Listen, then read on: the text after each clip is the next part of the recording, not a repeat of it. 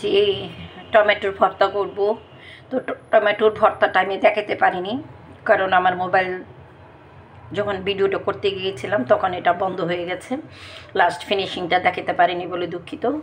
আর এখানে আমার মুগ ডাল রান্না করেছি, মুড়িঘণ্ট রান্না করেছি। আপনারা দেখেন অনেক সুন্দর হয়েছে। আপনারা হয়তো ভাবতে পারেন যে কেমন রান্না করেছে। দেখেন যেরকম রান্না করাটা সেরকমই রান্না করেছি। অনেক মাছগুলো বেশি ভাঙিনি, আস্তে আস্তে রেখেছি। আর এগুলো সব আমার তেলের এবং কিছুটা মুগ ডালের পানি, মুগ ডালই যে পুরাটাই আমার মুগ ডাল। তো এখানে আমার এই লাস্ট ফিনিশিংয়ে দেখানোর জন্যই আমি আমার ফ্রেন্ডসদেরকে দেখানোর জন্য আমি ভিডিওটা এখন আপাতত একটু করে নিলাম, শর্ট একটা ভিডিও করে নিচ্ছি।